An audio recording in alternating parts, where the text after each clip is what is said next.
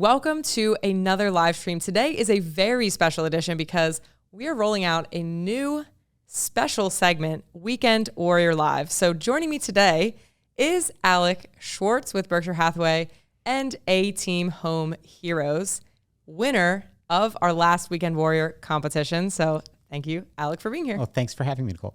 Really happy to be here.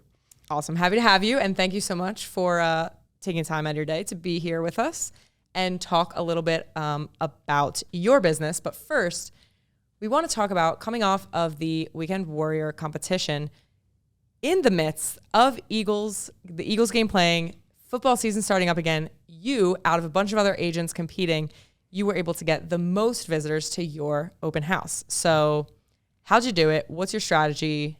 How does it work? Well, of course, some of it is the house. Let's be clear. The house is adorable, but good preparation, right? So we don't just take it for granted. We're having an event.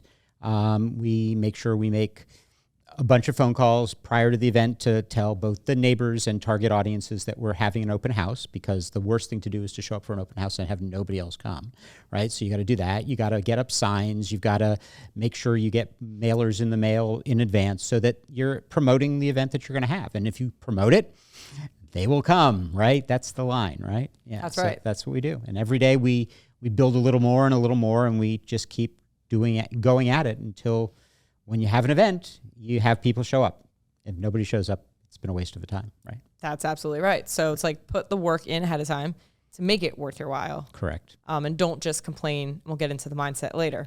Right. Don't just be a complainer. No, you got to do it. And you can't just rely on it being, of course, it's in the MLS. Of course, that means it's going to show up on a bunch of websites. And of course, we throw it on social media, but that will not guarantee people show up. What guarantees that people show up is having the one-to-one conversations about what we're selling, and then people show up. That's very right. So you said you have like a set number of calls you'll make, or you'll tell your team how to make the calls? I mean, I do. When it's my open house, I do the calls. I mean, when there's the other team members' open houses, they do the calls, right? You know, there's nothing, there's no substitute for getting on the phone. And so, yeah, we try to make 40 calls before every open house. About half of those tend to be to neighbors. You say, why invite neighbors? Because neighbors are the best marketers of houses on their street. You want to tell them about what you're selling, first and foremost. And secondly, maybe they'll show up and want to list their house with you at some point in the future, and you want to leave a good impression, make a good first impression. And then the other group is, so in this case, we had a home which is kind of a single in an area where a lot of people still live in attached housing. So in this case, we called, about half of those calls were to people in attached housing who've been in their houses for at least 7 years, and therefore there's some equity there for sure, and they could be move-up buyers or move-over buyers, depending on which way it goes. Yeah. Very nice. So it also comes down to a little bit of knowing your market and where you're at, and strategically. Now, this was a listing you had, but some newer agents, they will just kind of pick another house that someone else is listing to do an open house at. Sure. So for them, it is important to really be strategic about where they're choosing. Right. Make sure they're knowledgeable in that area. They've got an opportunity to sit in open house. So that in this market, that's a precious opportunity. There's not a lot of listings out there. And if another agent for some reason is giving away that opportunity to a different agent, certainly take advantage of that. Yeah. Love it. And now anything the day of the event, the open house that you do? I mean, the signs go up usually either the night before or the day of the open house itself. No, not much more. Social media. We do when we get to the house, we do some sort of live video post on social media, and that sometimes brings some people out. We used to, and we haven't done it lately, we used to do a live, 5-minute, virtual open house that we were doing. A lot of that was during COVID. We should do it again. I mean, certainly in the summer months, we do it a lot. Maybe it would be good during football season as well. Okay. Yeah. Awesome. All right. So that was a good little teaser. Get people sparked up about another good weekend of getting out there. Yeah. But that's only half the battle, right? I mean, then you got to follow up. All those people who show up. It's very rare when somebody walks up to your open house and says, "Yep, I'm buying this house right now." Yeah. Where's the paperwork? So my job is to sell that house. But then if they don't want to buy that house, those are the people who are going to buy another house. Very Absolutely few right. people, especially when the Eagles are playing football, are coming to your open house if they're not pretty serious about buying a house. You know, it's like they have better things they could be doing. So Absolutely true. Yeah. So that's perfect. Goes into how you are communicating, staying involved with your sphere of influence, which now, you know, you've prospected new people over the weekend. Yep. They are now part of your sphere, part of your follow-up. So how are you engaging with these people, and how frequent? Yeah, it's an ongoing battle. So we'll follow up with everybody who shows up at our open house probably 4 to 6 times. Some people will not call you back, of course. Some people will call you back, and we'll just try to. The goal is to make the next appointment. That is the goal of those open house follow-up calls. But the goal of any prospecting that we do is to get to the point where you're having a conversation about real estate first and foremost, and then hopefully turning it into a live interaction with that person. If you're not having conversations about real estate, you never get to the next level. And so it's about conversations. And, you know, we do some of it via text message. We do some of it via email. We do some of it via social media. But I'm a dialer. I will call and call and call. And so every day I spend at least an hour of every day making actual phone calls, and I do additional prospecting every single day. Nice.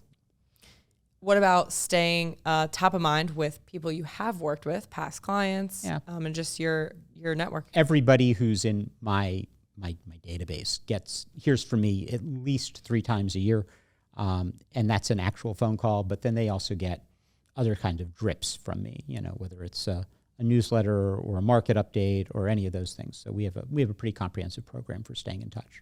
Nice. Yeah. And 3 times a year is a decent amount of time for everyone you've ever It's a lot of with, it's a lot, but it works, and it's, you know, I mean, it doesn't have to be 3 times, but for us, that's the goal, is to hit everybody 3 times with an actual phone call and have other stuff supplementing that. I think somebody once told me that people will forget about you after 21 days, and so we try to make sure that we are going less than 21 days before with every single touch. Yes, I like it. And what's your reason for like calling these people? Is it an anniversary? Is it a birthday? It could be anything. It can be any number of things, but it's usually organic, and it's usually something that has either happened, or it can be any of those things. It can be an anniversary of them buying a house. Mm-hmm. It can be a birthday. It can be, hey, I saw that something in your neighborhood just sold, or I saw something in your neighborhood just came on the market, or we've got a listing coming up that's in your neighborhood. Or it could, I mean, so you want to tie it into that, or it can simply be, hey, I don't know if you're aware, but home prices are at an all-time high. I know you've been in your house for, you know, since we sold it to you 18 years ago. And you know, I don't know what your plans are now, but I'm sure your life has changed. Maybe we should have a cup of coffee and talk about it. And that's, you know, and that's a great invitation to having that. And as importantly, they're going to be the source of my other buyers and sellers. And so that's right. You stay in touch, not because they're necessarily, although by all means, if they want to buy or sell a house, we're there. But hopefully they know somebody else who wants to buy or sell a house. Yes, and they become your evangelists, your biggest advocates. Our biggest advocates. Just like the neighbors for the neighbor. open house. We need to expand that that network of advocates, right? Yes. So now with all of this, all of these tasks and calls and things at hand, and regular life gets in the way, how are you structuring your day? Yeah. Do you have a time blocking? Do you have like... I absolutely time block every single day. I get up every morning. 6 out of 7 days, there's some sort of physical activity, whether it's a run or a trip to the gym for the rowing machine or something like that. It's important to try to stay healthy.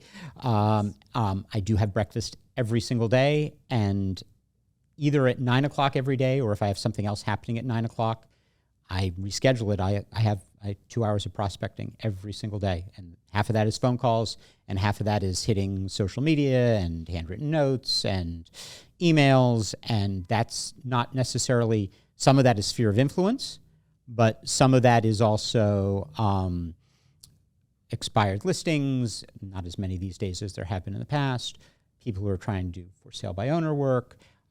It can be people from open houses. It can be, neighborhood calls around a listing. It can be all of those things. So Okay. some of it, so I'd say about half of the prospecting every day is somebody I know, and half of the prospecting every day is not somebody I know. Okay. Yeah. So do you have sort of things that you can pull from a list or pick out of a bucket that are like, sometimes it could be overwhelming for newer people starting, like, where do they even go? All right, I got this 2 hours blocked out. I'm going to prospect. Okay. Yeah, I find what's it the first thing I So do? the first thing you do is I talk to new agents all the time. I have a team, so we've brought people from, I've never done this before, right up to, experienced agents who join my team who are like, I'm still not doing so well with this.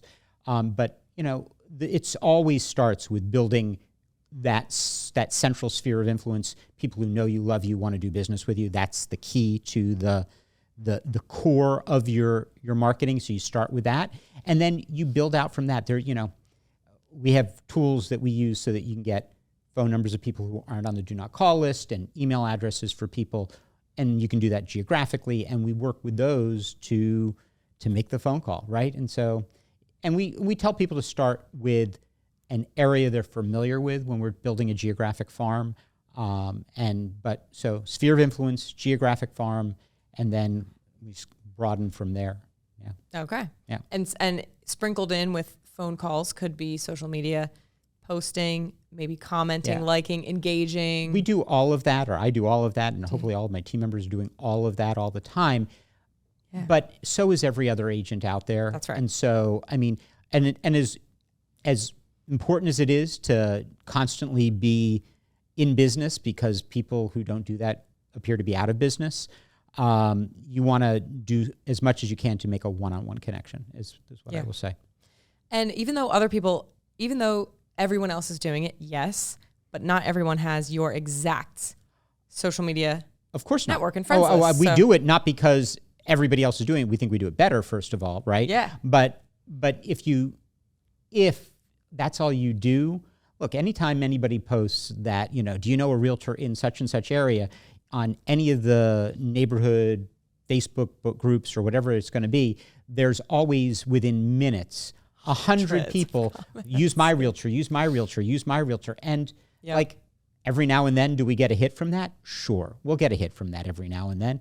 But, that's hard. Yes. I mean, and that's when you've got somebody who wants to buy or sell a house. Yes. Right. So That's the right. rest of it is, I think of it like billboard marketing. You're building a brand. If you use your social media presence to continue to build your brand, over time, that brand will become part of your audience's collective memory, and that's what That's you're right. going for. But that's what social media is about. It's about branding. It's about just building a general market comfort. Yeah. That's right. That's right. Just so when people are ready at the moment, they in hopes they think of you, Right. Because they're not filled with tons of real estate and mortgage Right. news on their timeline as we are with multiple people. Right. So what about the rest of your day? 2 hours of prospecting guaranteed. Anything else that's like set in stone?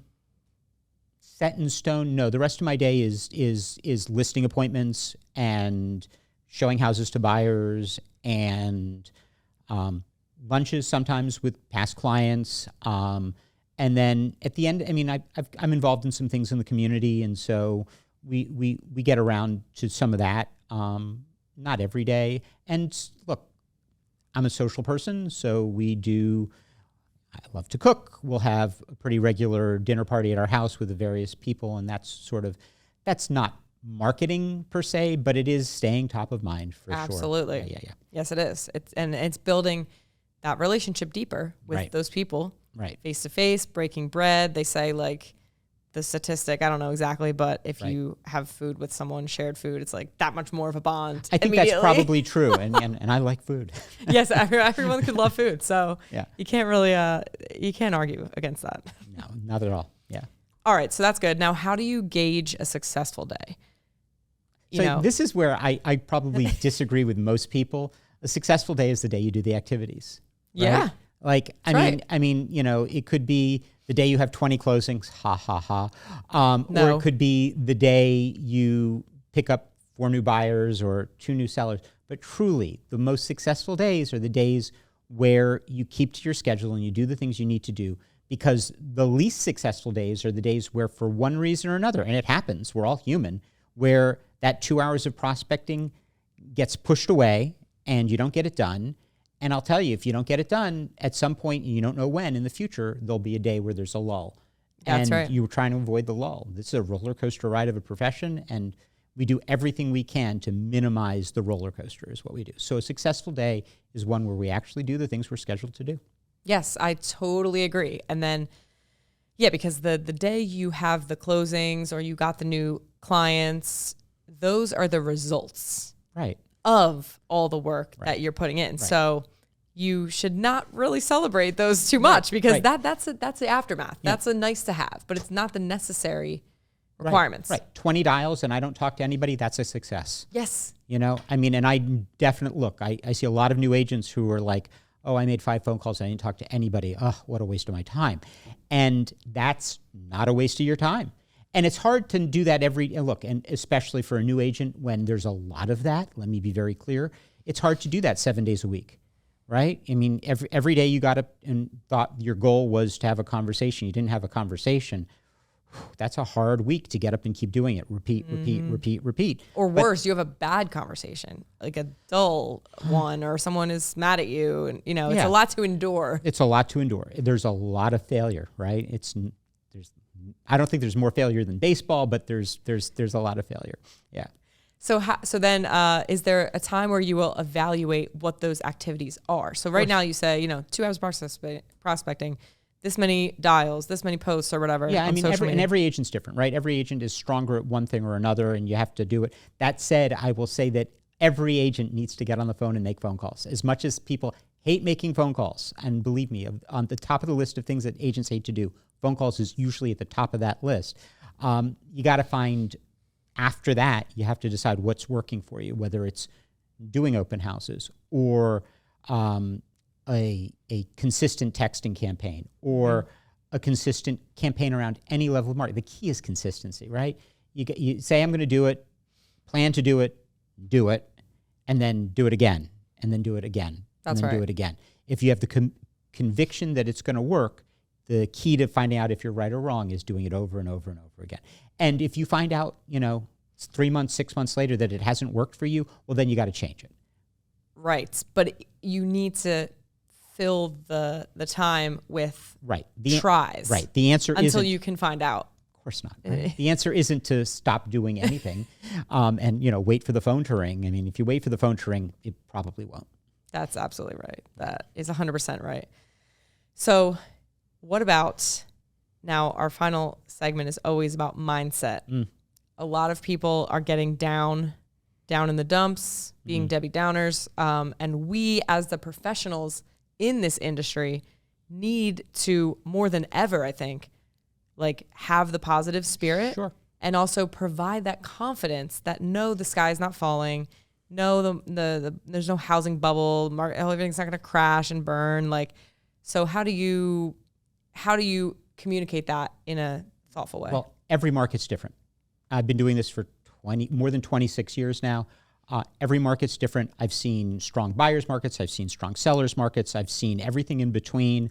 I've seen the bubble burst in 2007 and 2008. I know what that looked like. I've now seen, interest rates spike, and I know what that feels like.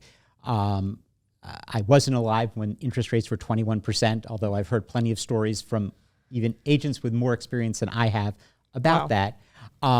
But, people, what we as realtors do is we provide an essential commodity to people, right? Everybody needs a place to live. And so, and what will absolutely continue to fuel that market is, it's not great, but people will get married, which is terrific. And they will want a new house. People will have children and they'll outgrow a house and they'll need a bigger house. People's children will go off to college and they'll need a different size house. People will move for work. People will have life events which are positive and even life events that are negative. People eventually, or some people will get divorced and that's another opportunity. And some people, unfortunately, will also die, and that's also an opportunity. You don't need a house after you're dead. That's right. So, but your family is stuck with it. But your family is stuck with it and needs to deal with it, right? And so, all of those life events are going to continue to happen in every market. I don't care what the interest rate is. I don't care what the housing inventory looks like. And look, we've got historically low inventory right now. We know that in most areas, certainly in my area. And we know that people are sitting on 2.5% interest rates. But that's not why they're buying and selling a house. That's not their motivation. You find their motivation. You talk to them about helping them with their problem or helping them with their situation. And you're there to help. I mean, that's what we do. We are there to help every single day. And so I don't see it. I mean, so mindset, if I go out every day and think I'm going to help somebody today, that's my mindset every single day. That's right. And even when people are coming to you complaining, maybe you let them air their grievances a little bit. These are consumers. These are uneducated people when it comes to real estate. They are not educated around the real estate market. They don't know all these things that you just talked about. They don't have the past experience. They're not doing this every day. So, letting them have their space, but not falling victim to it as well. Keeping your head high and like giving them that boost of confidence that they need. Yeah. I don't subscribe. I've heard agents say, buyers are liars and things like that. No, I've never, ever, ever had that situation. They need help. They need to understand something. That's our job. And that's all there is to it. That's absolutely right. Yeah. Okay, last question that's very fun. I like to ask this. If you had 2 extra hours in your week for free, like 2 extra hours, how would you spend them? But it has to be working on your business, future, prospecting, growing extra hours in a week. Yeah. Wow, it's a really difficult question. On my business. I mean, I milk every hour for my business that I can. But if I had 2 extra hours, I think I would find another sphere. I do more of the same. I really am very comfortable with the business that I do. And so we would do more of the same. I would do more of the same. Double down. I would double down. And, if I, instead of, I don't want to say that if I could go to 4 hours of prospecting every day, I'd go to 4 hours because it is a lot of work. But I would. But you would do extra of that. If I had 2 extra, I would schedule another lunch or dinner with somebody in my sphere because that's my favorite part of what I do. And so it would be prospecting, but it would be that. Although I then need to add like an hour of exercise or something like that. Too much eating. Too much eating. Right. I love it. Yeah. Okay, awesome. Very great to have you. Tell people where they can find you, connect with you, both buyers, sellers, and other agents. So we have a website at www.ateamhomeheroes.com. That's ATEAMHOMEHEROES.com. It's a lot of letters. But also you can call me on my cell, 215-919-9786. Be happy to talk. You can find us at A-Team Home Heroes on all social media. So all of those ways you can find me. Awesome. Thank you, Alec. Have a great day. Thanks, Nicole. See everyone soon.